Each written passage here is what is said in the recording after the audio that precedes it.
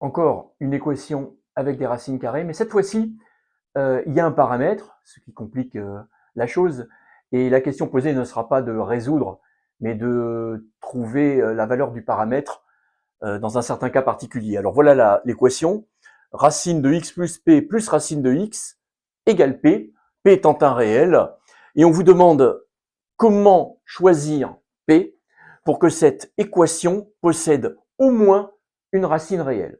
Donc on ne vous demande pas de résoudre l'équation, on vous demande de choisir p pour qu'il y ait au moins une racine réelle.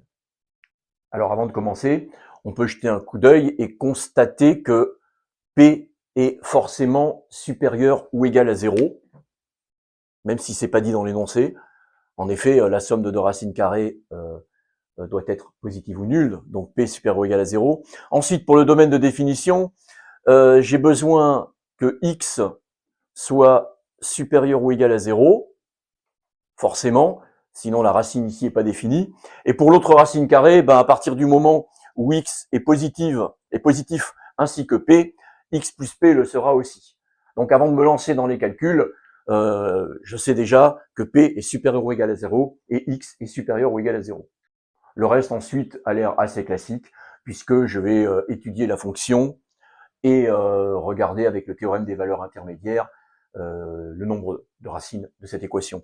Donc je peux introduire, je dirais un peu comme d'habitude, f de x, racine de x plus p, plus racine de x moins p. Je peux calculer la dérivée, jusque-là un peu le pilotage automatique. La dérivée d'une racine, c'est 1 sur 2 racines, plus 1 sur, voilà, 2 racines. Et donc, la dérivée est positive, et donc cette fonction va être strictement croissante. Finalement, c'est plutôt assez simple. Donc, voilà ma fonction. Alors attention, elle est définie à partir de 0, donc il n'y a rien avant 0, plus l'infini, et x, f'. Ma dérivée est toujours positive, et donc ma fonction f est toujours croissante. Limite, quand x tend vers plus l'infini, cette racine tend vers plus l'infini, celle-là tend vers plus l'infini, donc le tout tend vers plus l'infini, ça s'arrange bien, il n'y a pas de forme indéterminée, pas de problème côté limite. Et il me reste à calculer la valeur en 0, et c'est là que tout va se jouer. La valeur en 0 vaut donc racine de p moins p. Racine de p moins p. Tout va se jouer donc en regardant le signe de racine de p moins p. En effet, si jamais racine de p moins p est strictement positif, ma fonction va se déplacer d'un nombre strictement positif vers plus l'infini, elle s'annulera jamais et il n'y aura pas de solution.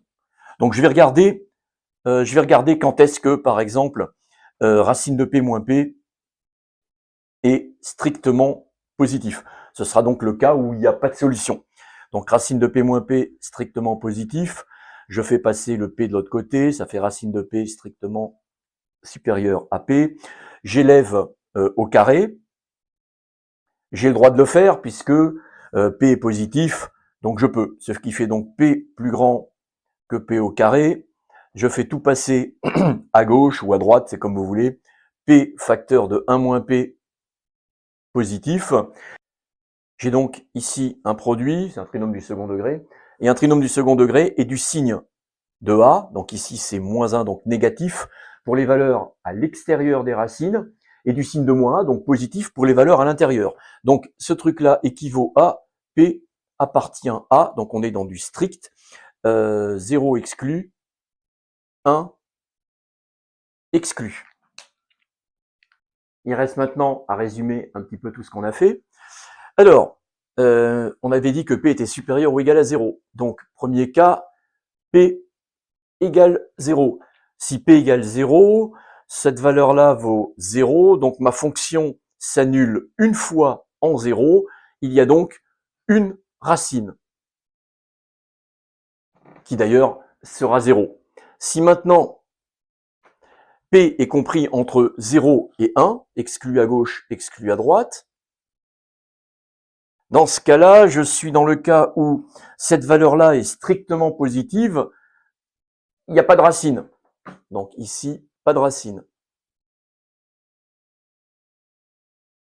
Le troisième cas, alors on y va lentement. Troisième cas, P égale 1. Si jamais P vaut 1, donc ça fait 0, ça s'annule en 0. Il y a encore une fois une seule racine. Et dernier cas, on aurait peut-être pu condenser un petit peu, mais c'est pas très grave. Dernier cas, on est strictement supérieur à 1. Alors, si on regarde un petit peu cette quantité, quand on est strictement supérieur à 1, elle est strictement négative. Donc, je vais croître d'un strictement négatif vers plus l'infini. Ça veut dire quoi? Ça veut dire qu'à un moment donné, je vais valoir 0, théorème des valeurs intermédiaires, hein.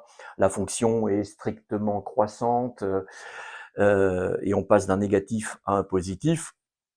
Et donc, elle va s'annuler une fois en une certaine valeur alpha. Donc, si P est strictement supérieur à 1, il y aura donc une racine.